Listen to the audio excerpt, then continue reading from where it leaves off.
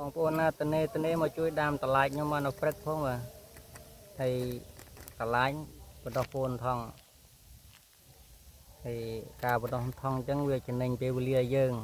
បើថាយើងបដោះថងទៅយើងស្រោចចិត្តធម្មសាអញ្ចឹងទៅ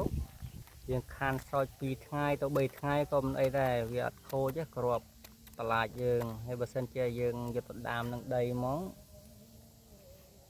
យើងស្រោចទឹករាល់ថ្ងៃព្រោះរដូវនេះរដូវមេឃក្តៅហើយ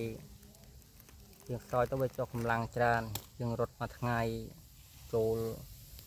6-700រែកដឹងបើដីល្វឹងល្វើយដែរហើយមើលរឹសវាណាបងប្អូនរឹសស្លាច់ធំល្អឆ្លោះហើយការដាំរបស់ខ្ញ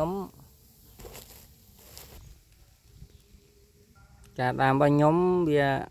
យើងជីកដៅអញ្ចឹងទៅថាជីកក្លុកអញ្ចឹងទៅនេះក្លុកចេះទៅហើយយើងដាក់ផេះកាមអញ្ចឹងទៅដាក់ផេះកាមចូលបើសិនណាយើងមានអាចគោលីមុខគោនេះយើងមកក្លោចជាមួយផេះកាមយើងដាក់ចូលក្នុងបាតក្លុកចេះក៏បានដែរដើម្បីយើងទ្រាប់អីវាខាងក្រោមកាលណាយើងដាក់ទ្រាប់ខាងក្រោមហ្នឹងទៅយើងស្រោចទឹកផេះកាមយើងវាមានជាតិ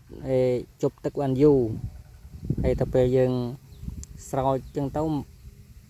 ទឹកវានៅជប់នឹងកាមនោះវាងាយស្ងួតទេបើសិនយើងដាំក្នុងដីស្រស់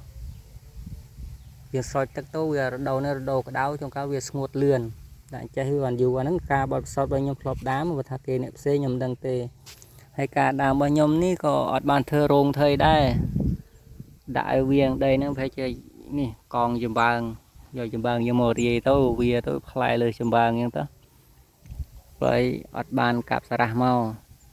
ដីល្វឹងល្វើយដាំតែឯងនេះកូនតឡាច់កធុងកូនតឡាច់បដោះហើយដាំមួយថ្ងៃនេះវាចិត្តហើយហ្នឹងនេះបាទហើយនេះអរគុណច្រើនបាទនេះជាបទពិសោធន៍តិចតួចយើងចែកម្លែកការដាំតឡាច់តែបើសិនជាយើងមានសមត្ថភាពយើងដាក់ទ្រើងវាមកដាក់ស្រះឲ្យវាអានឹងល្អហើយផ្លែវាស្អាតចាហើយខ្ញុំវាអត់មានដាក់វាដីហ្មងទៅប្រើចំបើងជំនួសបាទអរគុណច្រើន